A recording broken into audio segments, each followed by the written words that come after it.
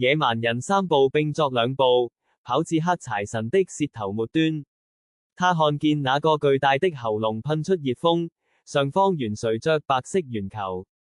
他掩着嘴巴和鼻子，阻擋吹來的熱風，一鼓作氣，穿過喉嚨，進入黑柴神的胃部。野蠻人放眼望去，不禁發出一陣驚詫，但見四周烏煙瘴氣，各種各樣的雜物和腐爛的東西堆滿一地。香蕉皮、發霉的柿子、變黃的芥藍豬耳朵、牛脊骨。他暗道：好大的胃口！假如我今天不將你除掉，看怕你終有一天會將萬物吞噬。他在黑柴神的胃部四處查看，卻沒有發現那些遭他捲進肚子的路人。他想到，難道那些人已經遇難，消化掉了？忽然一陣熱風從遠處襲來，他連忙眯起眼睛，捂着臉。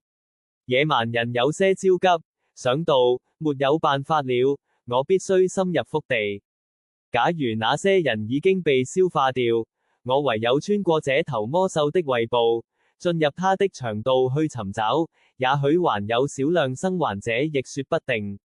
當務之急，還是救人要緊。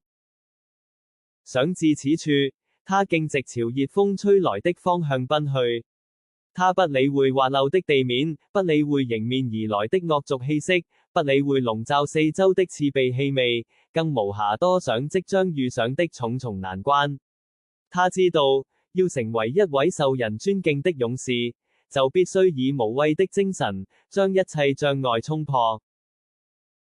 他感到地面時而綿軟，時而堅硬，血紅的液體四處流淌，四周盡是瘴氣，酸臭腐爛的空氣包圍着他。他感到一陣反胃，差點兒將剛才吃下的麵包嘔吐出來。他捏着鼻子，不敢用力呼吸，生怕將有毒的氣體吸進肺部。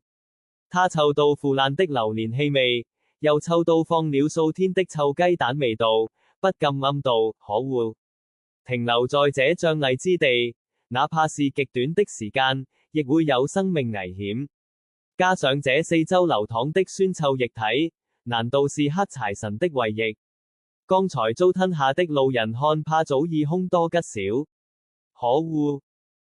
野蠻人獨自面對眼前巨大、空洞、陌生的世界，稍感膽怯。前路充滿各種危機，他也許轉瞬間就被四周黏稠的胃液消化掉，他也許不出一會兒就因為吸入過量毒氣而身亡。他知斜不前，不時回頭望去，唉，早知道此地如此險惡，我就……這是他一閃而過的念頭。然而，當這個念頭從腦海冒出的一瞬間，他立刻用力拍打額頭，將這個想法用力擊碎。作為狂戰士的後裔，我怎可以如此懦弱？當年狂戰士的對手，比起這黑柴神強大萬倍，他一樣以無畏的勇氣將其擊敗。我沒有狂戰士般強大的力量，卻擁有相同的勇氣。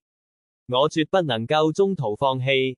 那些遭到吞噬的路人必然就在前方不遠處，也許他們正被黏稠的胃液包裹，正陷入難以自拔的酸臭液體中，急需救援。我怎能夠因為害怕而逃離？想至此處，野蠻人重新鼓起勇氣，挺起胸膛，自我振作。他越跑越快，將難耐的熱風和污濁的空氣撇在身後。他終於穿過黑柴神巨大的胃部，來到狹窄的腸道。野蠻人隱約看見一些人影，朝前走去，正是那些早前遭到吞噬的路人。原來你們真的在這裏！快逃！快逃！朝這個方向！快跑！趁你們還沒有完全被消化掉，快離開這裏！不錯，不錯。沿着我跑來的方向走就對了。趁這魔獸的口仍然張開，你們依然留有一線生機。野蠻人一邊大聲吶喊，一邊朝人群跑去。然而，他很快就被一條血紅的河流阻擋下來。猶如血液一般的河水濺起浪花，其上浸泡着發霉的木材、橙皮碎屑、牛尾巴、羊的腸子、鴨的嘴巴。一頭死豬在河流再浮再沉，蛆蟲在它身上來回蠕動，發出惡俗的臭氣。那些遭黑柴神吞下的路人，此時正互相擁抱，擠在血紅的河流之間的孤島上。孤島給河流切割開來，並無橋樑相連。河水不知道多深，加上那陣陣惡臭，讓人們不敢貿然跳下水再游過來。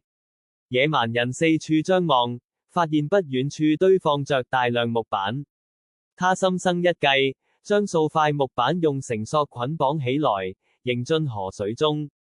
他又將一端的木板固定在河堤，好讓木板不被河水沖走。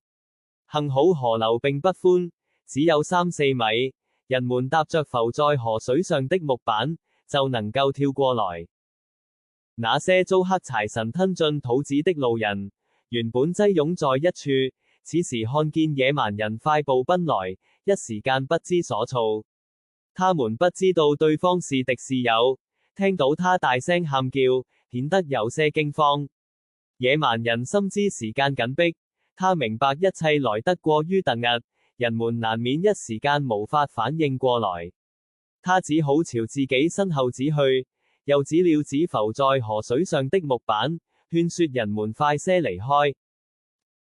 人們會意，明白過來，一個勇敢的男子跳上木板，再踏上河堤，快步離開。其餘人見此，亦跟隨着逃離。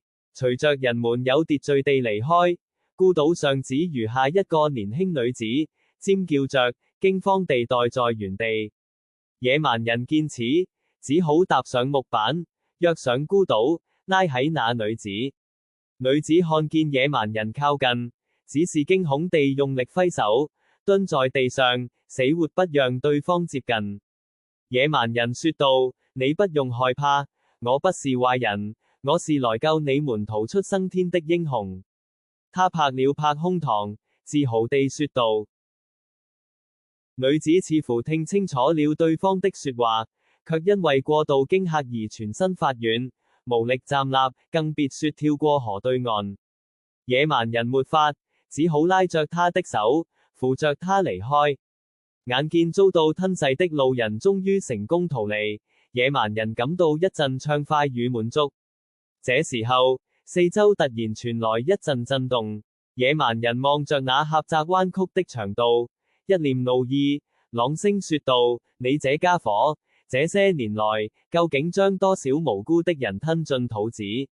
他話音剛落，便用骨杖大力朝黑柴神的長道敲去。